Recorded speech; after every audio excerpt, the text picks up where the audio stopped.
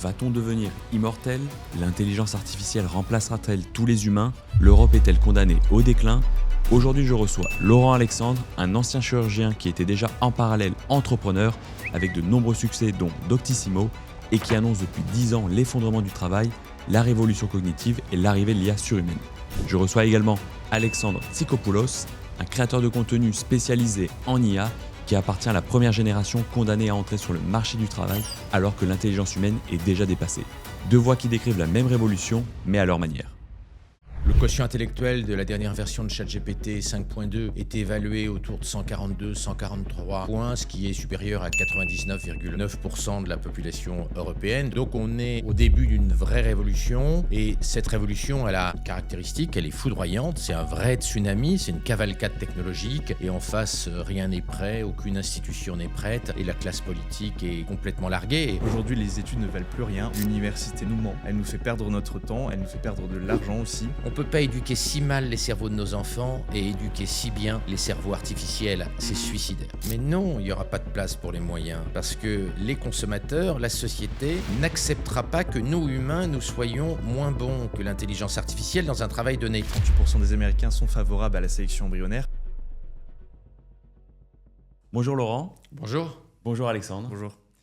Merci à tous les deux d'être là aujourd'hui. C'est un plaisir de vous recevoir sur ce podcast. Merci de ton invitation. Merci pour l'invitation.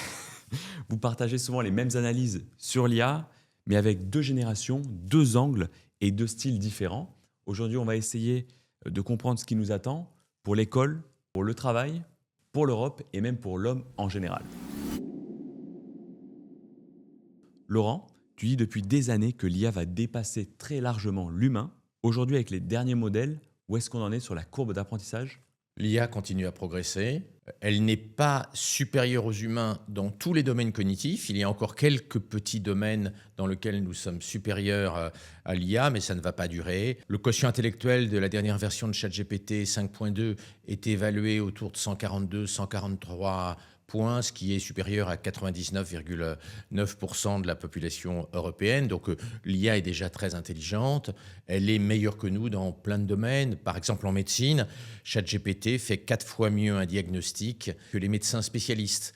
Et on voit qu'un écart s'est déjà créé, un écart immense entre les capacités humaines et les capacités de spécialistes comme peuvent être les médecins. Donc on est au début d'une vraie révolution, et cette révolution, elle a une caractéristique, elle est foudroyante, c'est un vrai tsunami, c'est une cavalcade technologique, et en face, rien n'est prêt, aucune institution n'est prête, et la classe politique est complètement larguée. Et le drame de la génération d'Alexandre, c'est qu'en fait, on a lancé une guerre technologique incroyable. On est en train d'investir 2900 milliards pour éduquer les intelligences artificielles, et dans le même temps, on n'a pas préparé le monde d'après.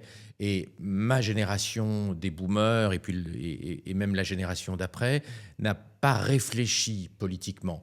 Et comme parallèlement la classe politique est nulle en technologie et se bat pour des conneries absolument effroyables, on l'a vu au Parlement depuis 6 mois, sans aucune vision de long terme, sans aucun intérêt pour l'intérêt général, on a un décalage énorme entre la technologie et puis l'organisation, la préparation de la société. Et on est en train de créer une société à 2 vitesses, avec une génération, celle d'Alexandre, qui va être sacrifiée, parce qu'on voit bien que d'entrer sur le marché du travail quand on est jeune aujourd'hui est difficile. Le taux de chômage aux États-Unis des diplômés est supérieur au taux de chômage des non-diplômés. C'est quelque chose qui n'était pas arrivé jusqu'à maintenant, et ça montre bien à quel point l'IA rebat les cartes. Donc l'IA, ce n'est pas un problème technologique, c'est un problème politique d'abord.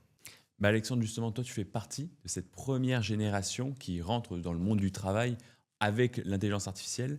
Toi, comment tu le ressens au quotidien ? Mais je voudrais rajouter, par rapport à uniquement ma génération, mais plus généralement notre génération, on est né dans un monde où l'intelligence était rare, l'intelligence était chère. Aujourd'hui, l'intelligence est en train de se démocratiser. Elle devient gratuite et instantanée pour tout le monde. On est véritablement en train de connaître la mort de notre modèle, concours, diplôme. Toute cette structure est en train de s'effondrer aujourd'hui avec l'intelligence artificielle, car comme l'a rappelé Laurent, aujourd'hui, l'intelligence artificielle est meilleure pour, par exemple, le diagnostic en médecine. Elle peut prendre des décisions stratégiques, elle crée des vidéos, elle peut créer des images. l'image plus rapidement que nous, mieux que nous. Et au fond, ma génération et même notre génération, plus généralement, celle de Laurent aussi va y être confrontée, et la tienne également, Charles, ça va être en fait d'orchestrer ces IA pour rester complémentaires, pour ne pas en fait finir au revenu universel. Et je pense que le véritable enjeu du XXIe siècle, pour nous, c'est ça. Mais du coup, question un peu à tous les deux, à quel moment on va basculer dans l'IA supérieure à toute l'humanité? Dans moins de 1000 jours. Je partage l'analyse d'Elon Musk et des gens de la Silicon Valley. Le compte à rebours est lancé et les politiques sont à la ramasse, comme je disais tout à l'heure. Avec Alexandre, on a écrit récemment dans un magazine un article sur la nullité en technologie des politiciens qui s'intitulait Même les politiciens intelligents sont nuls en intelligence artificielle. Et c'est une vraie interrogation. Comment on passe d'une classe politique qui n'arrive pas à comprendre comment le futur s'organise à une classe politique responsable, avec des gens qui comprennent l'IA, qui s'en servent et qui préparent le monde qui arrive. La classe politique, elle a deux inconvénients aujourd'hui. Et ce que je vais dire n'est pas politiquement correct.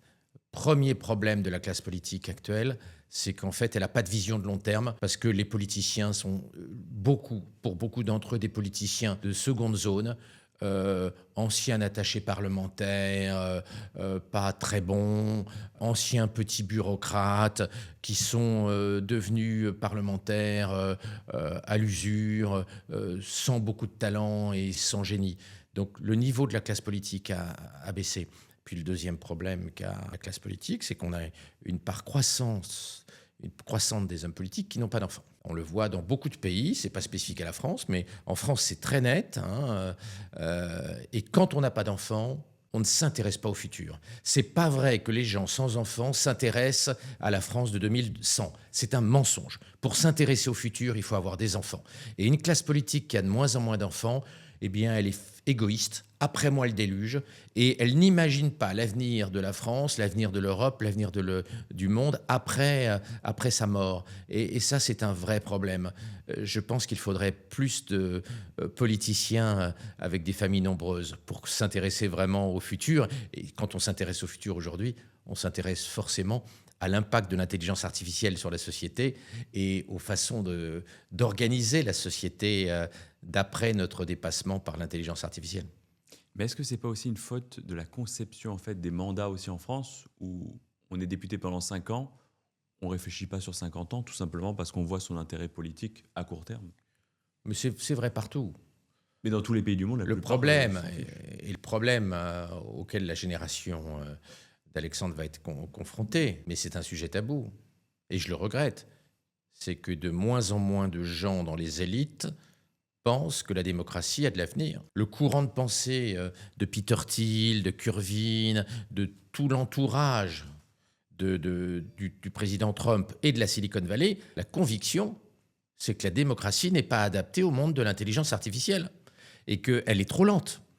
Dans un monde où il y a un tsunami technologique, il faut prendre des décisions en quelques heures. Il faut réagir très vite.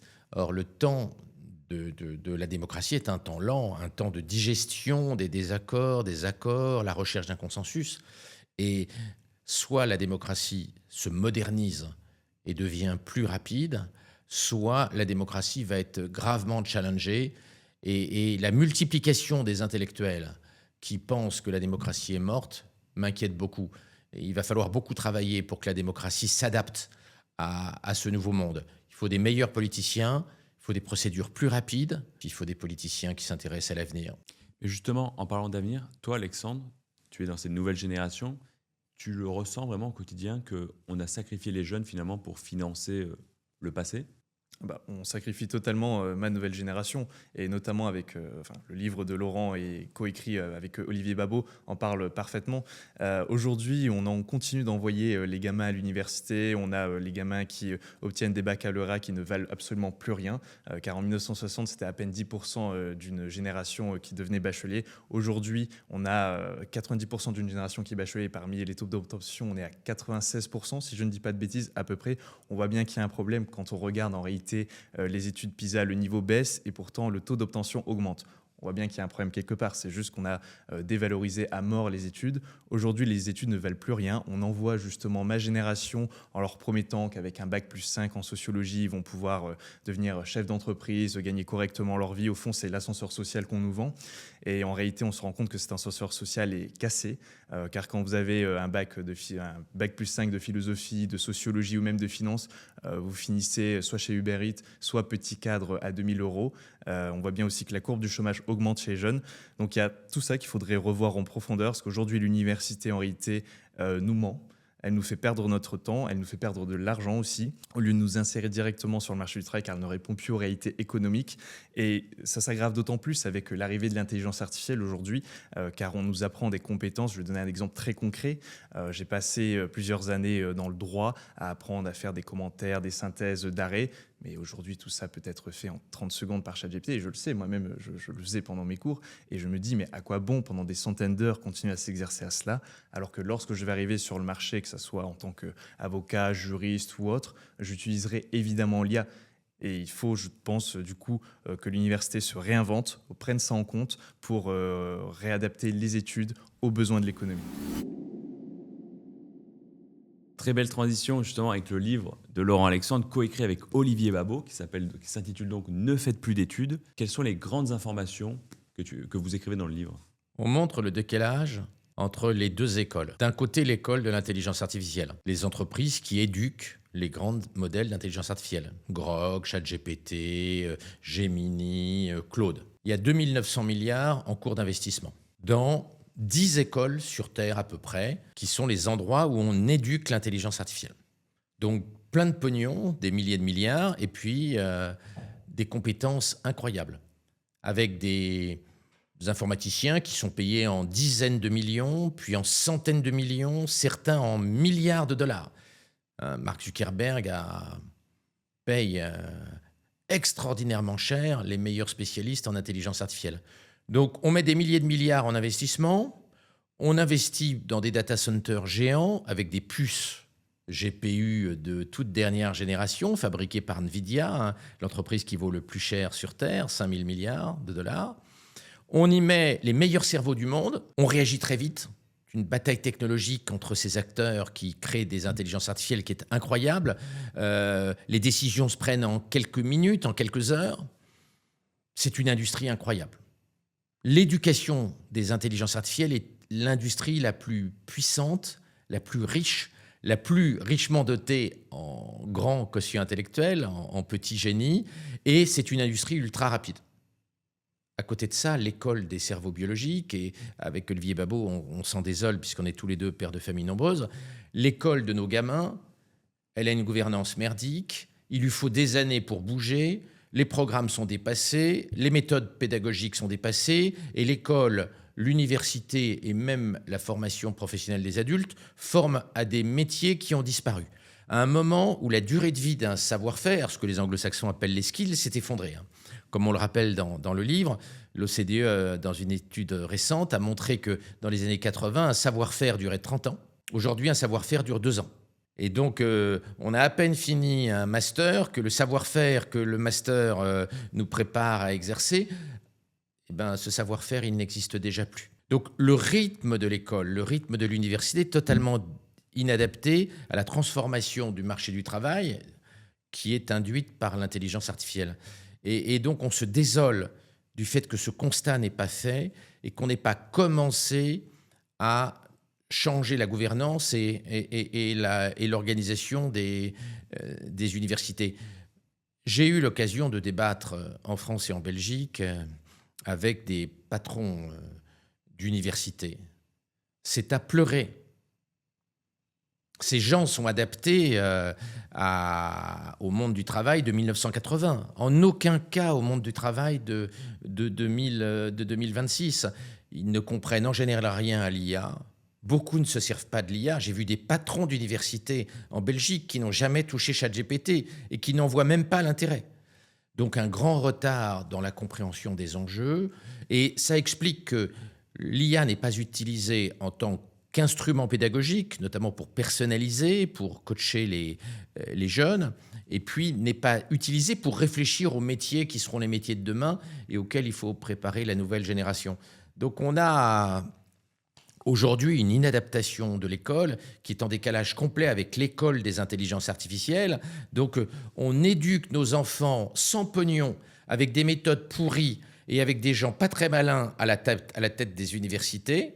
Et de l'autre côté, l'éducation des intelligences artificielles se fait avec des milliers de milliards, des petits génies partout et une gouvernance super rapide qui permet de bouger très vite et d'adapter en continu les méthodes d'éducation des intelligences artificielles. Ce décalage, il est intenable. Il faut arrêter de déconner. On ne peut pas former le cerveau de nos enfants avec des méthodes de merde et en même temps mettre autant d'énergie dans la plus belle industrie du monde, qui est l'industrie de l'éducation des intelligences artificielles. On ne peut pas éduquer si mal les cerveaux de nos enfants et éduquer si bien les cerveaux artificiels. C'est suicidaire. Mais justement, toi, Alexandre, tu trouves que les nouvelles générations sont prêtes à affronter ces changements aujourd'hui ? Absolument pas. Car c'est Olivier Babot qui le décrivait dans un podcast que j'ai pu tourner avec lui. Aujourd'hui, notre génération, en réalité, elle est dans un paradoxe absolument cruel. C'est que tout nous pousse à la facilité. En réalité, la vie n'a jamais été aussi belle et aussi douce. Bien sûr, il reste encore de la misère et autres, mais globalement, la vie n'a jamais été aussi belle. Notre génération est confrontée au plus grand danger du XXIe siècle, qui est la paresse intellectuelle. Car tout nous pousse à être paresseux, que ce soit en utilisant les réseaux sociaux, en ayant notre dopamine quotidienne, en regardant Netflix, en allant avec les copains rue de la Soif pendant les études, etc. Il y a beaucoup de divertissement. Or, aujourd'hui, et on le voit bien, en réalité, ce monde, pour reprendre l'expression de Laurent, n'est pas fait pour les grosses feignasses. Il va falloir énormément travailler pour rester compétitif face à l'intelligence artificielle, car l'intelligence artificielle galope à toute vitesse, alors que l'intelligence humaine, biologique, ne galope pas à la même vitesse. C'est pour ça qu'il va falloir essayer de trouver des moyens pour combattre à armes égales. Je pense qu'on aura l'occasion d'en parler après plus sur les sujets de neuroaugmentation. Et c'est là le véritable enjeu, je pense, aujourd'hui pour notre génération. Mais d'ailleurs, tu as écrit une tribune qui s'intitule « L'IA va tuer l'école ». Tu expliques globalement que l'école fabrique déjà des diplômés pour des métiers qui n'existeront plus, Oui. ce que tu disais déjà, Laurent, tout à l'heure. Si tu pouvais réformer l'école, par quoi tu commencerais ? Il faudrait que l'école commence déjà à s'interroger par les savoirs qu'elle donne et si ces savoirs sont automatisables par l'IA. C'est con ce que je dis, hein, mais elle ne le fait pas aujourd'hui. J'avais donné l'exemple justement avec le droit, mais cet exemple-là, on peut l'utiliser dans d'autres catégories, que ce soit en école de commerce ou autre. Aujourd'hui, on apprend des choses qui ne nous serviront à rien sur le marché du travail et qui sont totalement automatisables par l'intelligence artificielle. Donc, l'une des premières choses à faire pour l'école, c'est se demander les zones de complémentarité où elle doit nous emmener pour être compétitif face à l'IA et pas nous apprendre des choses que l'IA fera mieux que nous. C'est la première chose. Mais est-ce que du coup, il y a un avenir pour les universités, les grandes écoles ? Pour celles qui vont bouger. Il y a un avenir pour les grandes universités. Hein. Le Financial Times récemment posait la question, à l'ère de l'IA, faut-il faire des études ? Et la réponse du Financial Times, qui n'est pas une petite gazette, qui est comme la référence mondiale avec The Economist des journaux, eh bien, la réponse du Financial Times était « Si vous êtes pris dans l'une des 20 meilleures universités, allez-y. Si vous n'êtes pas pris dans l'une des 20 meilleures universités au monde, réfléchissez bien avant de faire des études à l'ère de l'IA, parce que le plus souvent, ce sera inutile. » Donc, les grandes universités ont de l'avenir. En revanche, les universités moyennes, je ne crois pas qu'elles aient d'avenir si elles ne se réforment pas complètement. Et elles vont avoir beaucoup de mal à se réformer parce qu'elles se sont massifiées. Alors pour des raisons variables selon les endroits, elles ont accepté tout le monde, même les paresseux, même les grosses feignasses et même les nulos. Donc on le voit en France où c'est caricatural. On a des gens qui sont à l'université qui restent plus de 10 ans, qui n'ont aucun diplôme, qui ne font rien et qui abîment les universités parce qu'on a accepté tout le monde sans sélection à l'université. Et ça, c'est terrible, ça, c'est suicidaire, parce qu'à partir du moment où on accepte tout le monde à l'université, même les feignasses et les nulos, eh ben, l'université se meurt et elle va finalement faire partir les gens qui sont les bons. Le problème qu'on a, c'est qu'on pourrait penser qu'il va y avoir de la place pour les moyens demain, mais non, il n'y aura pas de place pour les moyens, parce que les consommateurs, la société, n'acceptera pas que nous, humains, nous soyons moins bons que l'intelligence artificielle dans un travail donné. Mais on le voit aussi en matière de sécurité routière. Un grand neurochirurgien américain, il y a quelques semaines, a fait un éditorial dans le New York Times. Et il disait, regardez les derniers chiffres. Les voitures autonomes, sans chauffeur, hein, elles ont 10 fois moins d'accidents que les voitures pilotées par des humains. Il y a 1,5 million de morts, plus des millions et des millions de blessés graves chaque année à cause des accidents de la route. Il disait, si on interdisait la conduite automobile et que toutes les voitures soient pilotées par intelligence artificielle, on aurait, au lieu d'avoir 1,5 million de morts sur la route, on n'en aurait plus que 100 ou 150 000.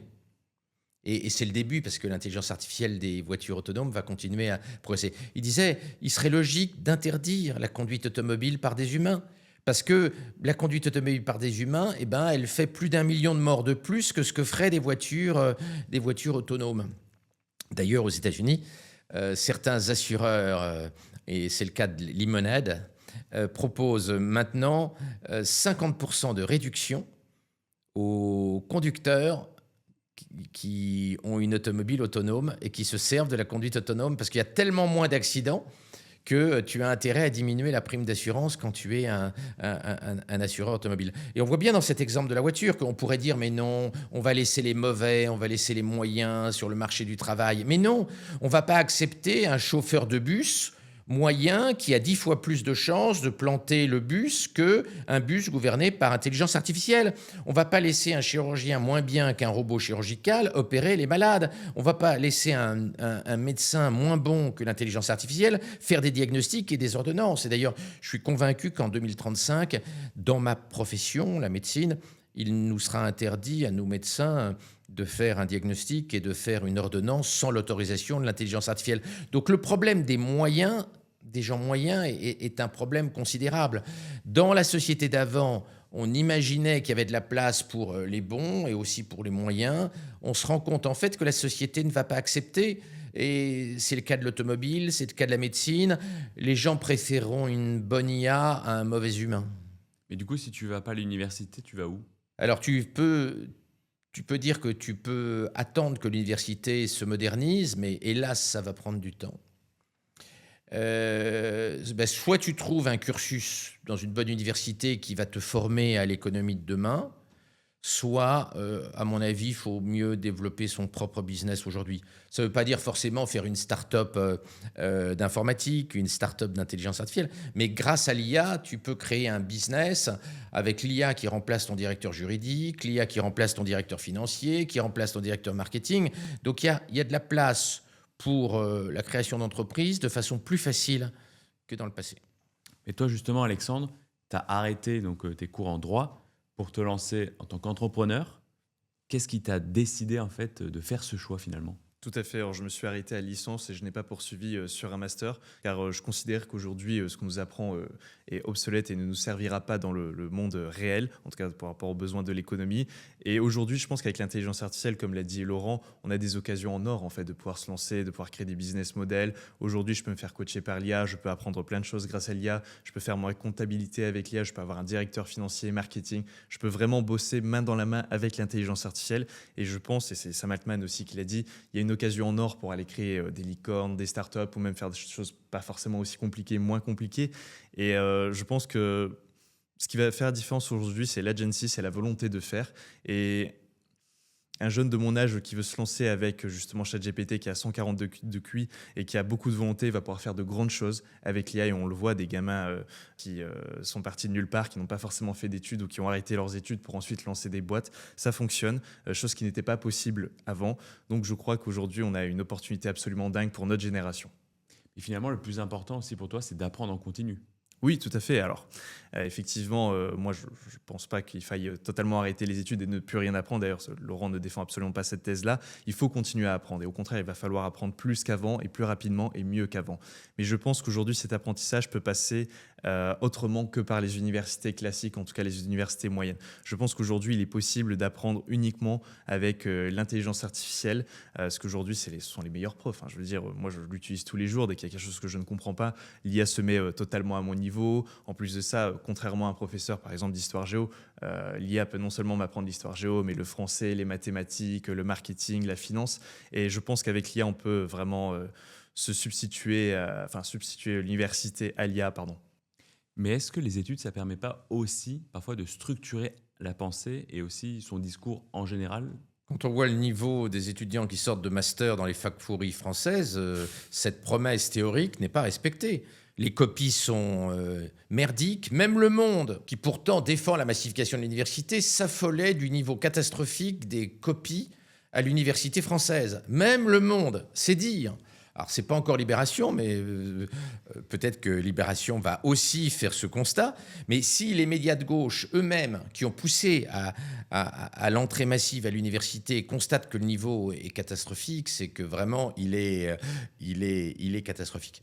Donc oui, d'un point de vue théorique, mais la réalité, c'est que l'université ne le fait pas. L'université prend tout le monde, elle donne les diplômes à tout le monde, même les plus nuls, elle n'exige rien. Le niveau des rendus est catastrophique. Alors maintenant, il est bon parce que tous les étudiants utilisent ChatGPT et ne font plus leurs copies eux-mêmes. Mais c'est pas ça, faire des études. Et dans le livre avec Babo, on cite ce chiffre incroyable. 83% des étudiants anglais utilisent ChatGPT pour faire leurs copies d'examen, avec les surveillants qui laissent faire. Donc, si tu veux, l'université, elle est nulle et en plus, elle est laxiste puisqu'elle laisse les étudiants faire écrire leurs copies par ChatGPT. Le but des études universitaires, c'est pas de recopier ce que ChatGPT a dit sur le sujet d'examen. Donc là, on est à la fin d'un cycle. Il faut réinventer l'éducation avec des cycles plus lourds, plus courts. Tu vois, il faut 10 ans pour être médecin généraliste en France aujourd'hui. Ça n'a juste aucun sens. C'est complètement con. C'est pour ça que je dis aux jeunes, ne faites pas médecine, ne faites pas médecine, ne faites pas médecine, ne faites pas médecine. Vous allez vous faire pigeonner par le système. On va vous former. Et en 2035, quand vous serez médecin généraliste, vous serez bien moins bon que l'IA. Et vous ne serez pas préparé à être complémentaire de l'IA, à travailler avec l'IA. Vous aurez perdu 10 années de votre vie. Mais justement, en 2026, qui est plus fort entre un médecin et ChatGPT ? ChatGPT est 4 fois meilleur pour faire un diagnostic. Toutes les études le montrent. Ça ne veut pas dire qu'il n'y a pas de place pour le médecin. Le médecin doit devenir un orchestrateur des intelligences artificielles. Il doit les piloter, les choisir. Et c'est le cas de la plupart des métiers. En réalité, les jeunes de demain, quand ils seront sur le marché du travail, s'ils ont un travail, ils seront orchestrateurs d'IA. C'est ça le métier. Et la faculté, que ce soit la faculté de médecine ou les autres, doit former les jeunes à être des orchestrateurs d'IA. Nous n'allons pas faire le travail nous-mêmes parce que nous sommes tellement mauvais par rapport à l'IA que ça n'a aucun sens et que la société ne l'acceptera pas. En revanche, notre vrai métier, c'est d'orchestrer les IA, d'organiser les IA, c'est-à-dire de jouer avec les IA comme on joue au Lego pour fabriquer quelque chose à partir de différentes IA. Ça, c'est un beau métier et l'université, elle pourrait avoir vocation à préparer la jeune génération à ça, mais pour l'instant, elle n'en prend pas le chemin. Et quelles sont les typologies de métiers qui sont les plus impactés par l'intelligence artificielle aujourd'hui ? Il n'y a aucune différence entre les métiers. Il n'y a pas de métier condamné, il n'y a pas de métier magnifique préservé par l'IA. Tous les métiers vont être impactés. L'école blanc à cause de l'IA, l'école bleue à cause des robots humanoïdes dotés d'intelligence artificielle. Donc tous les métiers vont changer, très peu de métiers vont mourir, quelques-uns vont mourir, mais comme les traducteurs, parce qu'aucun humain ne peut traduire aussi bien et aussi vite que l'intelligence artificielle, contrairement à ce que les traducteurs racontent parfois dans les médias. Donc il y a quelques métiers qui peuvent disparaître, mais très peu. En revanche, les métiers vont être profondément impactés, vont être transformés. Donc il ne faut pas réfléchir en mort de métier, il faut réfléchir aux aptitudes qu'on doit avoir pour être complémentaire de l'IA et pour être tel que IA plus soi, ce soit mieux que IA tout seul. Et il faut bien savoir que ce n'est pas toujours le cas, puisqu'en médecine, on a montré dans plusieurs études que IA plus médecin, c'est moins bien que IA sans médecin. Ce qui veut dire que le médecin dégrade la performance de l'IA. Donc, il faut que la faculté de médecine forme les gamins à ce que l'IA plus eux, ce soit mieux que l'IA toute seule, alors qu'aujourd'hui, hélas, c'est le contraire. Donc, ne raisonnons pas métier, raisonnons tâche, apprentissage, et comment, dans un métier donné, on orchestre les IA pour faire mieux, moins cher, et pour apporter un meilleur service à la collectivité. Tout à l'heure, justement, Alexandre, toi, tu as commencé à parler, je crois, des robots humanoïdes. Est-ce que cette révolution est l'équivalent de l'iPhone en termes de révolution ? Ça va être une révolution absolument majeure. Et là, je vais te citer quelques chiffres. Il y a la UBS qui prévoit pour 2050 300 millions de robots humanoïdes actifs qui vont remplacer des cols bleus, qui vont permettre de faire des tâches ménagères et autres. On a la Bank of America, elle, qui prévoit 3 milliards de robots humanoïdes en 2050. Elon Musk, lui, qui prévoit 2 milliards de robots en 2040. En fonction du scénario, que ce soit le plus optimiste ou le plus pessimiste que je viens de citer, dans tous les cas, ça arrive. On va avoir des centaines de millions, voire des milliards de robots qui vont être déployés dans les 2 décennies qui arrivent, voire 3 décennies en fonction des prédictions. Ça va être un changement de paradigme absolument fou. Et j'ai envie de demander, mais que vont devenir les cols bleus ? Que vont devenir les gens qui sont payés de 8h à 16h au SMIC, qui peuvent se syndicaliser, qui prennent des post-clopes, qui doivent manger le midi, qui ne travaillent pas le week-end, qui ne travaillent pas le soir, face à des robots humanoïdes qui non seulement ne coûteront que très peu, en fait, à l'heure, ça sera quelques dollars à peine, qui pourront travailler 24 heures sur 24, qui ne se syndicalisent pas et qui, en plus de ça, comme l'a écrit Laurent Alexandre et Olivier Babot, ils auront l'intelligence d'un polytechnicien. Donc en réalité, ça va être une révolution pour les cols bleus, mais également pour les cols blancs, car ces robots seront non seulement doués, ils auront beaucoup de dextérité, donc ils pourront faire des tâches manuelles, mais ils pourront également faire des tâches intellectuelles. Et en cela, c'est une véritable révolution. Parce que qu'allons-nous devenir ? Ça, c'est la grande question. Justement, tu as commencé à en parler tout à l'heure. Est-ce qu'on va donc vers le revenu universel pour tous ? Alors, je ne crois pas en la fin du travail, c'est-à-dire en la mort du travail, car on l'a vu à chaque révolution industrielle, technologique. Il y a à chaque fois la théorie de Joseph Schumpeter, qui est en fait la théorie schumpeterienne, où on a beaucoup de métiers qui sont détruits pour en donner d'autres. Alors là, les exemples sont absolument légion. Par exemple, les maréchaux ferrants ont complètement disparu lorsque l'automobile est arrivée au XXe siècle, et on pourrait multiplier ainsi. Je pense qu'il restera toujours des métiers. En revanche, là où je suis inquiet, c'est que les métiers peu intellectuels, les métiers où les gens sont moins doués ou qui ont moins fait d'études pour X ou Y raisons, comme par exemple les caissières, les chauffeurs Uber et autres, vont être les premiers à disparaître. Et comment faire pour donner des formations à ces personnes-là pour pouvoir qu'ils se réintègrent dans l'économie ? Car aujourd'hui, on voit au niveau de la demande des emplois, c'est une demande d'emploi très qualifiée, ultra qualifiée. On a besoin d'ingénieurs, on a besoin de data scientists. Et c'est là le véritable problème. Qu'allons-nous faire d'une partie de la société qui risque de décrocher ? Est-ce qu'on va réussir à mettre des formations pour les faire évoluer ? Est-ce qu'on va devoir les mettre au revenu universel ? Ça, personne ne sait. En tout cas, ce qui est dit dans la Silicon Valley, si on regarde Sam Altman qui avait financé justement un revenu universel, car Sam Altman, le patron d'OpenAI, pense que justement beaucoup de métiers vont disparaître à cause de l'IA. Il a mis en place un revenu universel et ce revenu universel a démontré 3 choses. Le revenu universel augmente la consommation d'alcool, de drogue et d'antidépresseurs. Il y a des gens qui s'en sortent et qui sont heureux, mais pour la majorité, ce n'est pas le cas. Et donc, il va falloir vraiment interroger notre système et peut-être essayer de voir pour envoyer notre société vers une fin du travail, une société peut-être des plaisirs. Oui, je pense qu'il faut dire la vérité, mais la vérité est difficile à dire. Je crois que le meilleur résumé de la situation, il a été fait par Serge Abitboul dans Le Monde. C'est un des grands data scientists, un des grands spécialistes de l'analyse de données. Et il disait, il ne faut pas croire qu'on va reconvertir les chauffeurs-livreurs en data scientists, parce que pour être data scientist, il faut beaucoup de neurones. Donc sur les possibilités de reconversion, il ne faut pas mentir. On ne va pas devenir spécialiste de l'intelligence artificielle, on ne va pas devenir un spécialiste des technologies numériques quand on a 110 de QI. Ce n'est pas vrai, c'est un mensonge. Les métiers du numérique sont des métiers réservés à des gens intelligents ou très intelligents. Tu ne vas pas devenir éducateur d'IA en dessous de 140, 150 de quotient intellectuel. Je le regrette, c'est très triste, mais c'est la réalité. Donc, l'horrible réalité, c'est que la société qu'on est en train de créer et l'économie qu'on est en train de créer va plus favoriser les gens intelligents et innovants que les gens pas innovants et cons. Et on n'a pas réfléchi à ce qu'on fait des moyens, je le disais tout à l'heure, des gens moyens, dans cette économie où il y a une énorme prime aux gens hyper intelligents. D'abord parce qu'il n'y a que les gens hyper intelligents qui peuvent être complémentaires de l'IA. Parce que déjà, les gens très intelligents vont avoir du mal à être à la hauteur de l'IA, mais alors les gens pas très intelligents, ils vont être complètement éclatés au sol par l'intelligence artificielle. Donc là, on a une réflexion.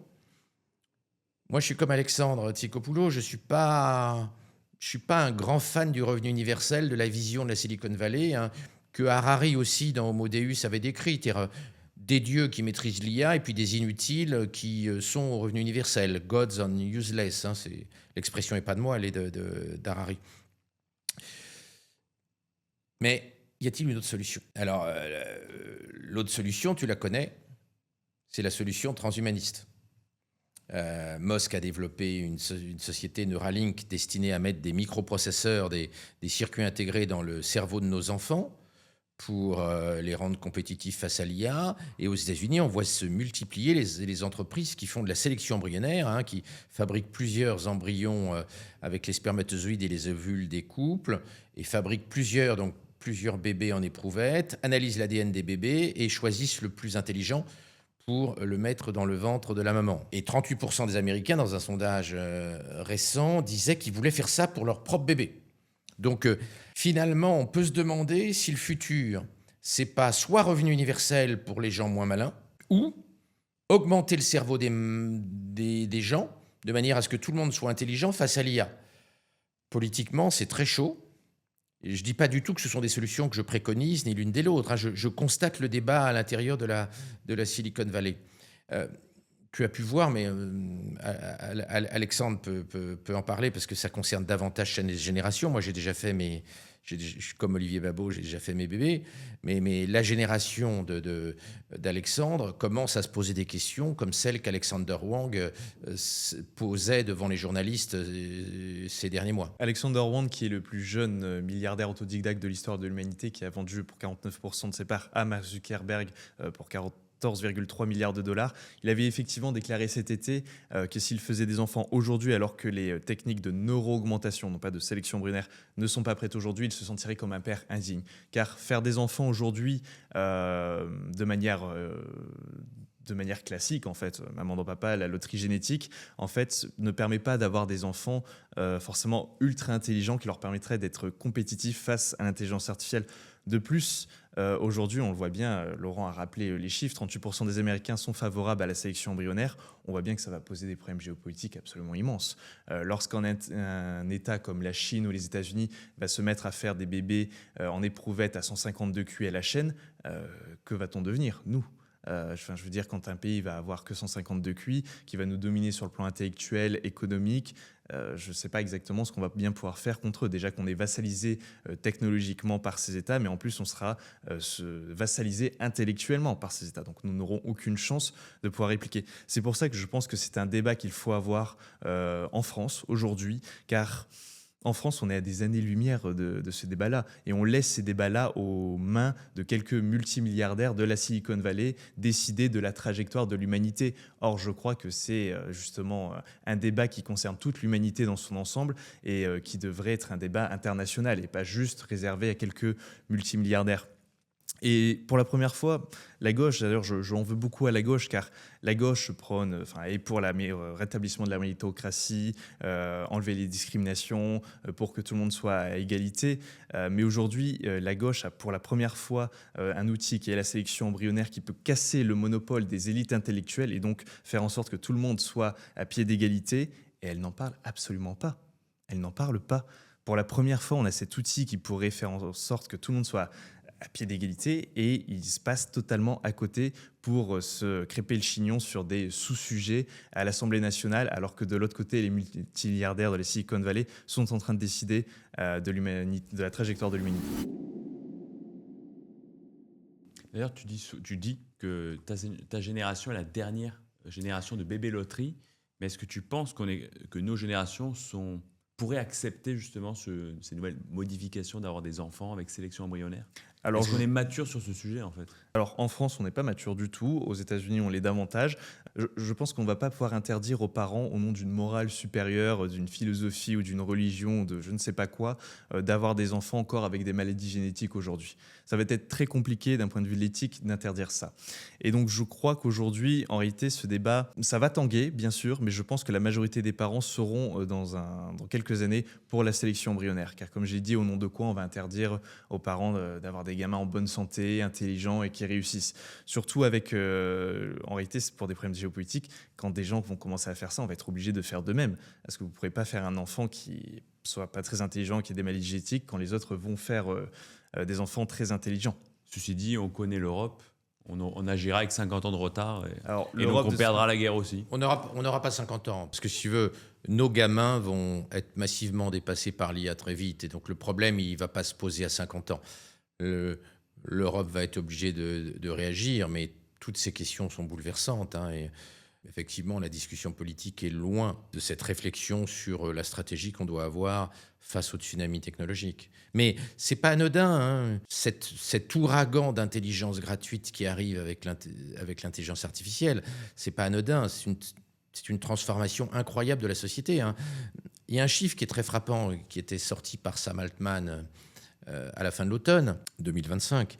Le coût de l'intelligence artificielle en un an a été divisé par 300. En un an, l'intelligence artificielle a été 300 fois moins chère.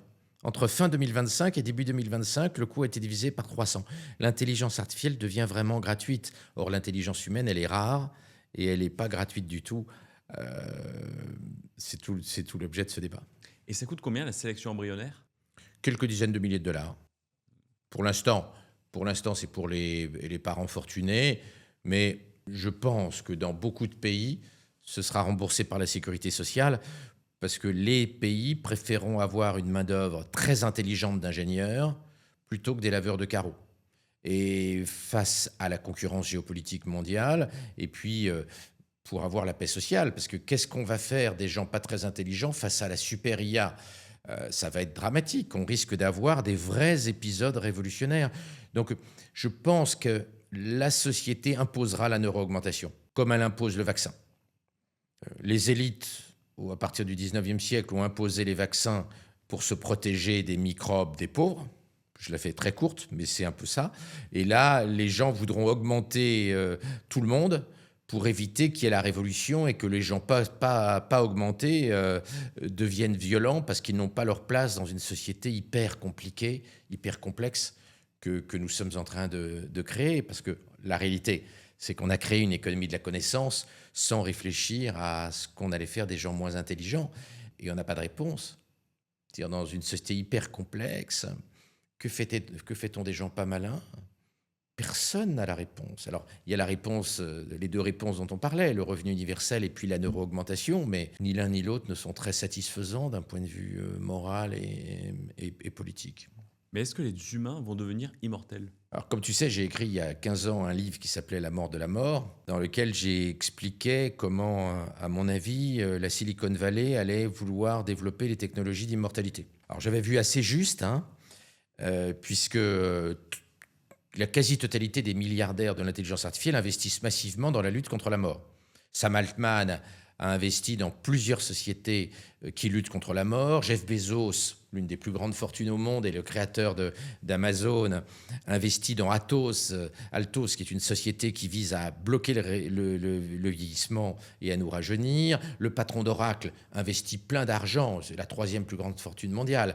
Il a 80 ans, il investit plein d'argent dans la lutte contre la mort parce qu'il veut profiter de sa fortune pendant quelques milliers d'années. Sergey Brin et Larry Page, les dirigeants de Google, ont massivement investi dans la lutte contre la mort, dans plusieurs sociétés, dont Calico. On pourrait multiplier les exemples.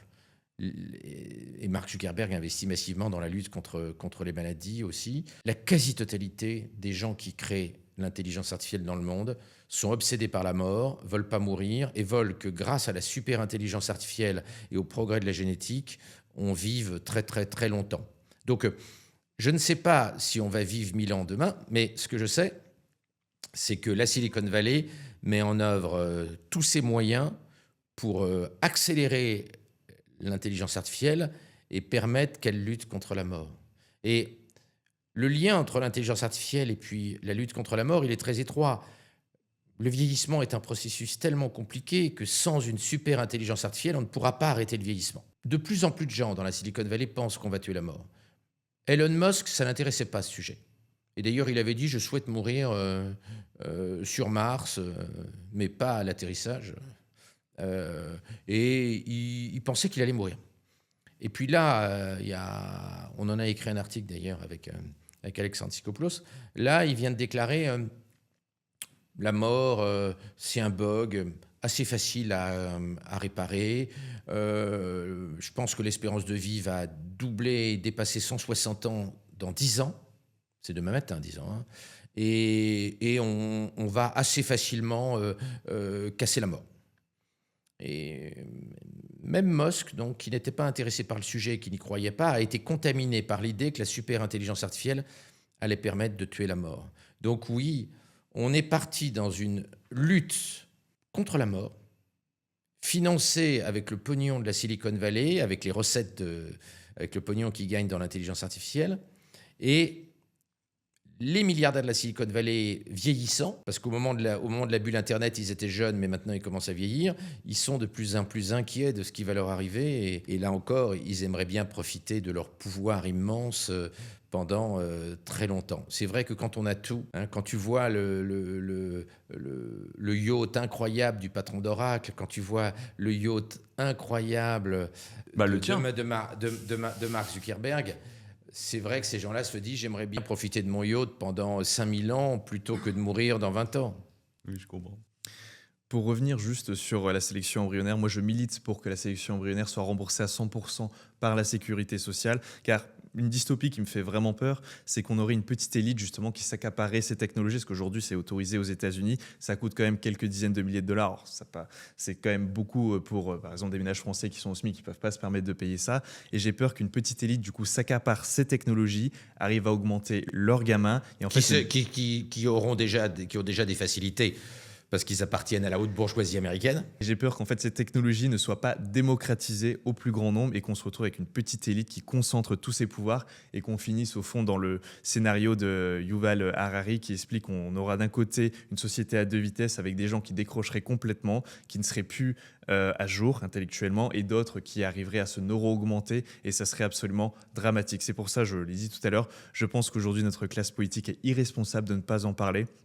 Il faut absolument que ça devienne, qu'on organise un grand débat national sur tout simplement l'avenir de l'espèce humaine. Mais est-ce que ça veut dire qu'après, on aurait tous des puces dans le cerveau ou quelle forme ça prendrait, ces évolutions Pour le moment, on parlait de sélection embryonnaire, donc ça, c'est sans intervention chirurgicale pour mettre des puces dans le cerveau. Mais à terme, Elon Musk d'ailleurs travaille dessus avec son entreprise Neuralink pour mettre des puces directement dans le cerveau des enfants qui grandiraient avec ces puces, qui pourraient interagir directement avec l'intelligence artificielle, qui augmenterait également leur capacité cognitive.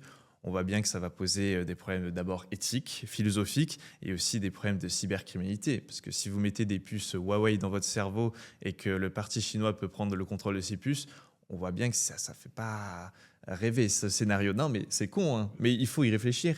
Et malheureusement, l'Europe, comme d'habitude, ne va pas pouvoir avoir des puces made in françaises, made in Mistral ou made in Europe, car l'Europe, on est totalement à côté technologiquement. Parce que pour faire une petite parenthèse, depuis 1980, on a tout loupé, que ce soit les moteurs de recherche, les réseaux sociaux, les microprocesseurs, les smartphones, absolument tout.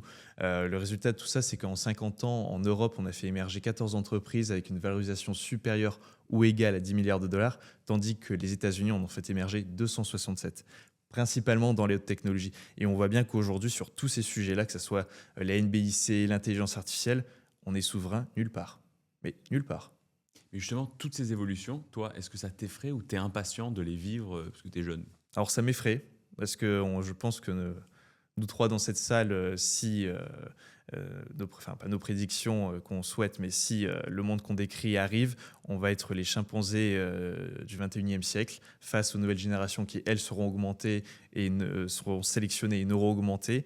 Je ne sais pas exactement ce qu'on va bien pouvoir apporter dans cette économie de la connaissance avec une IA qui sera 1 milliard de fois plus intelligente, c'est ce que décrit Kurzweil, ou encore avec ces générations augmentées.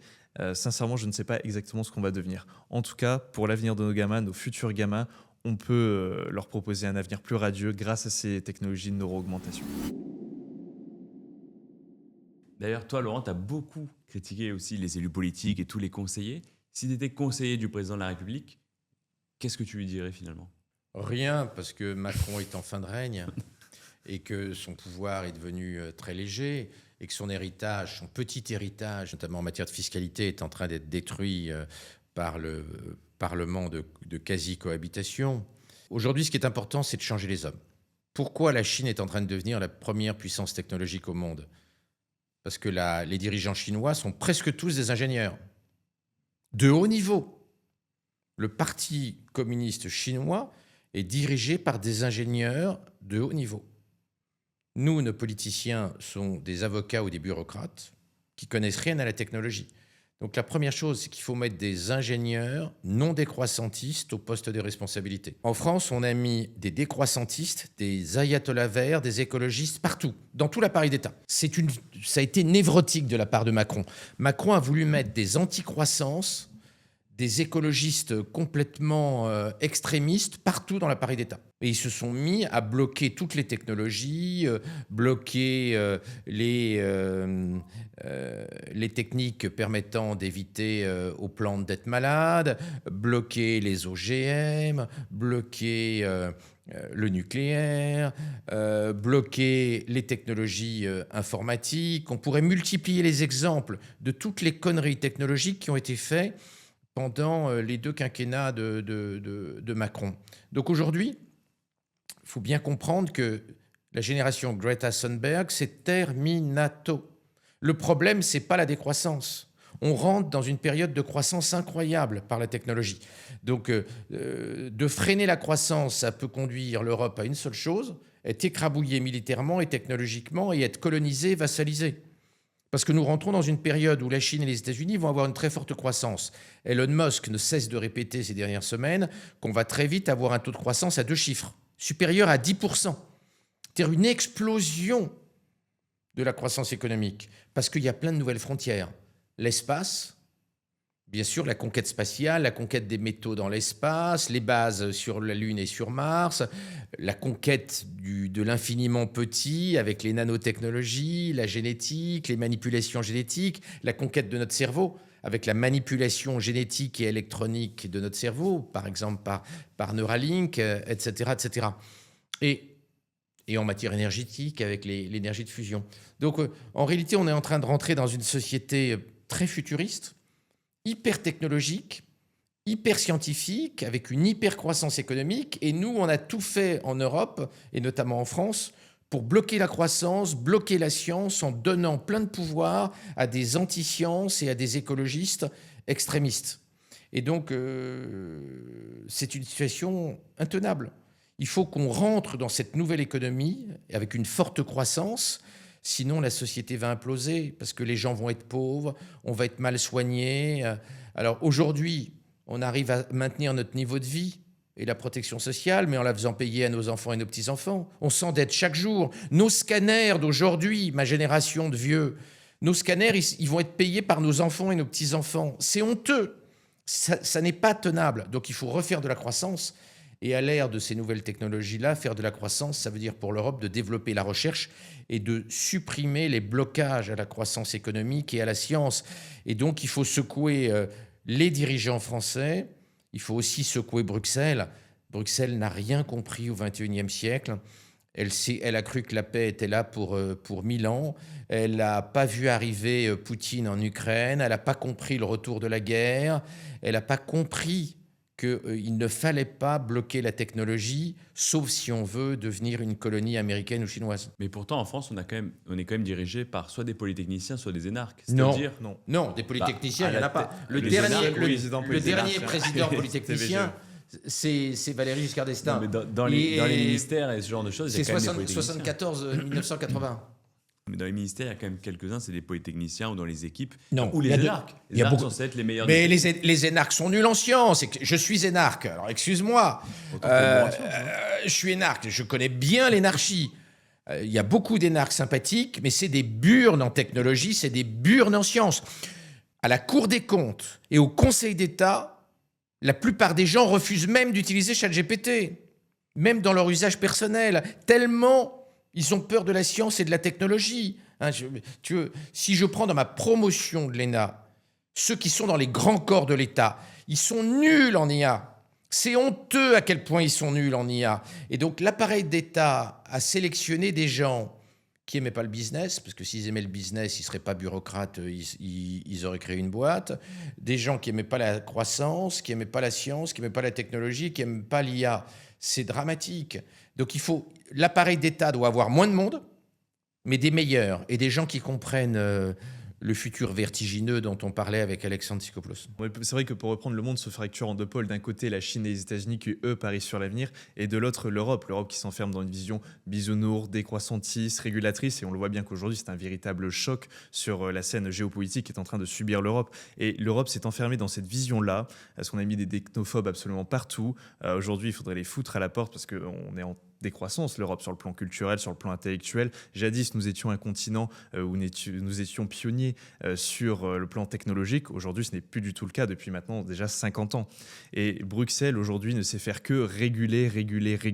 On le voit bien que sur l'IA, mais je pourrais multiplier sur l'exemple sur d'autres segments de l'industrie. Sur l'IA, on a le DMA, on a le RGPD, on a l'IA Act d'ailleurs, qui est sorti de terre avant même que les réseaux, que les LLM soient opérationnels. C'est-à-dire qu'on a créé un règlement européen sur une technologie qui n'existait pas encore. On a légiféré avant même de créer la technologie. Enfin, c'est dingue quand même. Et aujourd'hui, Mistral, c'est d'ailleurs Arthur Mensch qui avait déclaré, il passe plus d'un tiers de son temps à juste essayer d'être en conformité avec les règlements européens. Enfin, c'est dingue, quoi. Mistral, c'est notre champion français et européen dans l'intelligence artificielle, et le mec, au lieu de faire du business, d'essayer de faire en sorte que son entreprise soit florissante, gagne des parts de marché et soit compétitive, il est obligé de passer son temps à essayer de faire en sorte qu'il soit en adéquation avec la réglementation. C'est juste dingue. Donc demain matin, on ne va pas concurrencer les GAFAM parce qu'on n'a pas leur puissance de feu financière grâce à cet oligopole qui leur permet d'investir massivement dans l'IA. En revanche, ce qu'on peut faire demain matin, c'est déréglementer, arrêter les conneries et enfin tout miser sur nos champions en essayant de faire en sorte qu'on ait un écosystème qui puisse faire émerger des startups en arrêtant les conneries avec la réglementation. Mais ça suppose de changer les hommes. Parce que les hommes qui ont le pouvoir aujourd'hui, ils ont un orgasme, les hommes et les femmes, ils ont un orgasme chaque fois qu'ils mettent en place une nouvelle régulation, des nouvelles normes. Ça leur crée un orgasme. Ils ont une jouissance chaque fois qu'ils font chier les entreprises, chaque fois qu'ils mettent en place des nouveaux règlements, des nouvelles normes. Il faut arrêter cette folie normative. En France, on a atteint des sommets. Le président de la République veut même créer un nouveau haut commissariat. On a l'impression de rêver. Et chaque jour, on crée des nouveaux comités Théodule, des nouvelles normes, c'est délirant. Donc il faut changer les hommes et les femmes. Il faut des hommes et des femmes qui n'ont pas d'orgasme quand ils créent des normes, mais qui aient des orgasmes quand ils créent des champions européens, quand ils développent la technologie, quand ils libèrent les énergies. C'est ça qui doit les faire jouir. Ils doivent arrêter de jouir quand ils font chier les entreprises et les savants, et ils doivent jouir, au contraire, quand ils libèrent les énergies et développent les moyens pour l'Europe d'être un continent prospère et que nos enfants ne soient pas dans un continent à la ramasse dans 50 ans. Mais est-ce que c'est possible de changer les élus politiques, sachant que ceux qui font les élections, c'est une question pour vous deux, c'est les retraités et les fonctionnaires ? Eh bien, c'est difficile. C'est la raison pour laquelle le plus probable, c'est que l'Europe va décliner et qu'on va effectivement être colonisé par la Chine et les États-Unis. On l'est déjà assez largement sur le plan technologique, mais on pourrait l'être militairement si on continue à avoir une classe politique qui ne comprend rien au XXIe siècle. Parce que c'est la caractéristique de nos politiciens. Ils ne comprennent rien. Ils ont cru à un monde qui n'existait pas. Et faire sortir la classe politique de son délire est difficile, parce que tu as raison, les fonctionnaires et les retraités ont un poids électoral considérable en France. On arrive au bout de cet épisode. Merci beaucoup Laurent et Alexandre d'être venus sur ce podcast. J'espère que ça a éclairé tous nos auditeurs sur le futur, sur l'avenir de la planète. On a bien compris que l'Europe était encore une fois en retard par rapport aux États-Unis et à la Chine. N'hésitez pas à liker, commenter, à partager et à vous abonner car ça soutient la chaîne. Et chacun, après l'autre, si vous aviez un conseil à donner à un jeune de 20 ans sur comment survivre dans le monde qu'il s'apprête à affronter, quel serait-il ? Moi, le conseil, il est simple. Bosse. Il n'y a pas de place pour les grosses feignasses dans le monde qui vient. Sois cultivé. Parce que pour comprendre le futur, il faut bien connaître le passé. Entreprends. Crée très jeune des startups. Crée très jeune des business. Et acquiert la compétence la plus importante, qui est le principal métier du XXIe siècle, l'orchestration des intelligences artificielles. Apprends à orchestrer les agents d'IA, apprends à orchestrer les IA, apprends à jouer au Lego avec les IA. C'est ça le principal métier du XXIe siècle, peut-être d'ailleurs le seul métier du XXIe siècle. Médecin, ça ne veut plus rien dire au XXIe siècle. En revanche, orchestrer des intelligences artificielles médicales, ça c'est le vrai métier du médecin du futur. Et c'est vrai dans tous les secteurs et pas seulement dans la médecine. Culture générale et encore culture générale. De Gaulle disait la culture générale, c'est l'école du commandement. Je pense qu'au XXIe siècle, alors qu'on ne sait pas quelles sont les tâches qui vont être automatisées demain par l'intelligence artificielle, la seule base sur laquelle on peut se reposer, c'est la culture générale, qui permet de pouvoir aller dans des domaines encore inexplorés, de permet d'être resté compétitif et complémentaire face à l'intelligence artificielle. Je pense qu'il faut se cultiver, lire de tout, s'intéresser à tout pour pouvoir demain avoir une opportunité professionnelle avec l'intelligence artificielle et aller dans ce segment.